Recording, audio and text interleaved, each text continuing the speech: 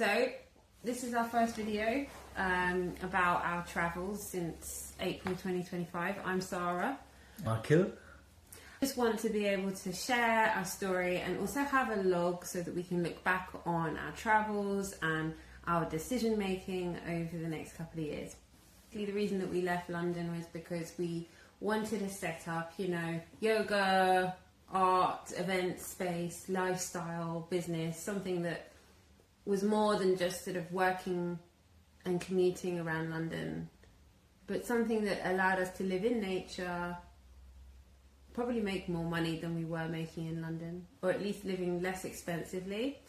That's the thing. And that's then important. Having that connection to the food you're growing has always been really important to me. But we've gone backwards and forwards as to sort of, do we want to cook for guests? Do we want to grow food?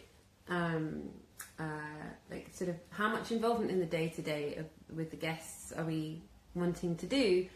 And that's what we want to share with these YouTube videos, is like how we're going through our decision-making process, and just to be open with that, because I think that's quite a fun and interesting thing to do for the development of our personalities as well.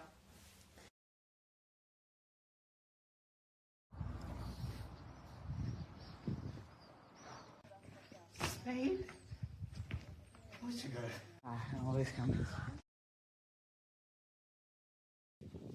We went to Spain because we had a retreat there, and we were working at Kerry's retreat space. It's called Valdevida, and it was such a great laugh. Like, basically we worked there, she fed us, we painted the space, we got it ready for the season, and then we taught our retreat there, so we had it like fresh, beautiful space.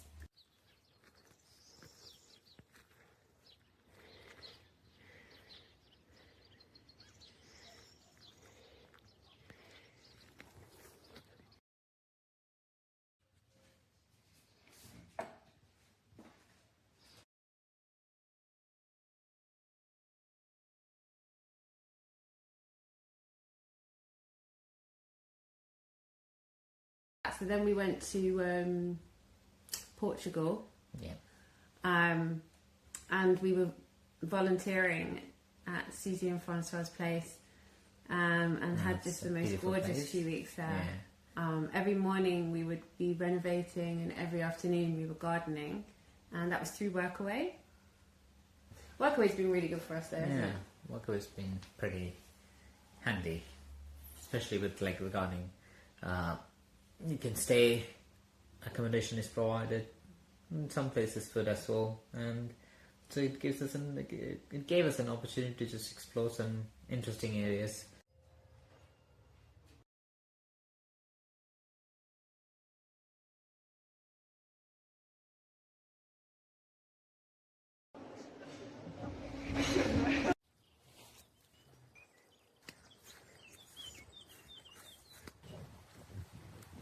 Probably do goals if she can be friends.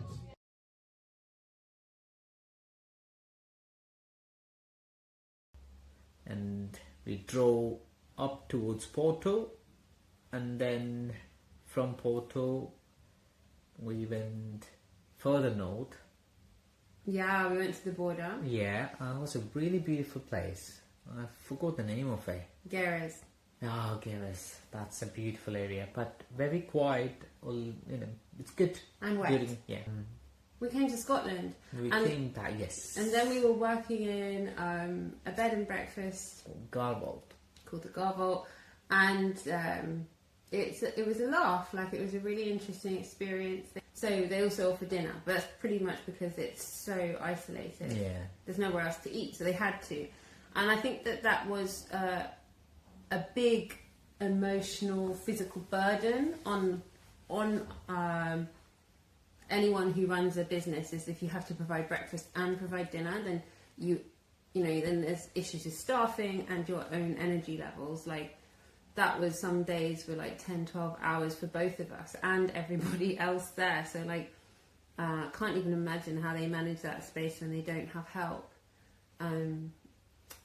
It was paid work, and I really loved the experience because we were in such a beautiful, isolated, wild wilderness full of peat. It wasn't like wild, like wild terrain, but just unusual. Yeah, it's wild Barren. in its own way. It's not like it's like a jungle or anything. It's rolling hills, and sometimes it's just rugged landscape suddenly out of it, like these big rocks, and then lots of peat, ancient land, And wind. and also like from prehistoric things like stone circles and stone huts, remains of ancient stone huts, and big lakes.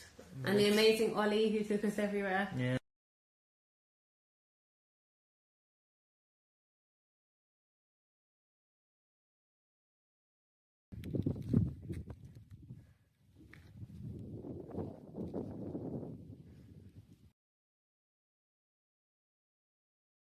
And I was in England just like a little bit doing cover, a few workshops, seeing online and in-person clients, seeing family, friends. It went really quick. It was really good.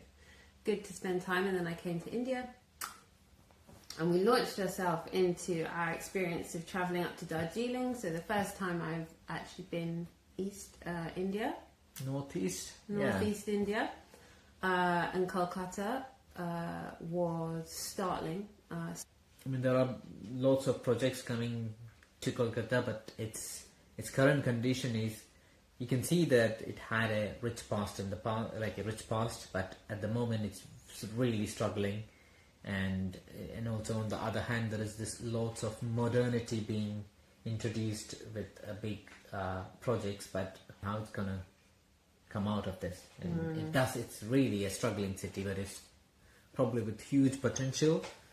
And you can only see the tail, and it's just moving. So we do pet sitting with trusted house sitters, which also gives us places to live when we're travelling around. Work away in trusted house sitters.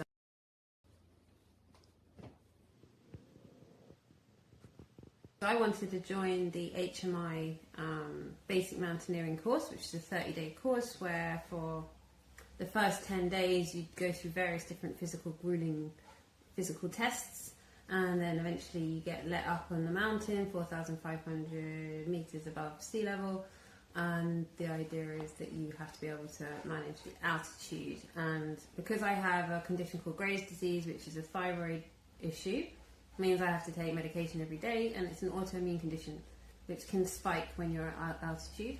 I also have very mild osteoarthritis in my right hip, which doesn't bother me in the slightest, but they were very concerned that with 20 kilos on my back and walking for 7 days that I might just crumble.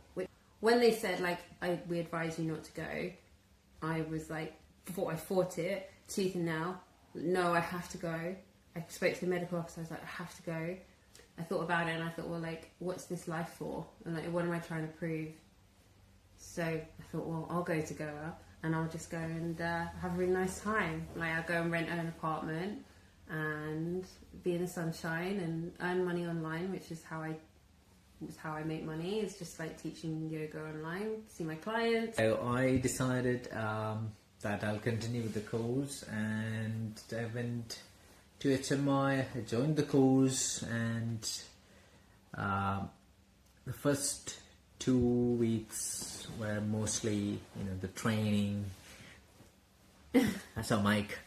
And the training and waking up every day at 5:30 or something, and then going out for about 7-kilometer run round and doing workout, and it's pretty intense workout.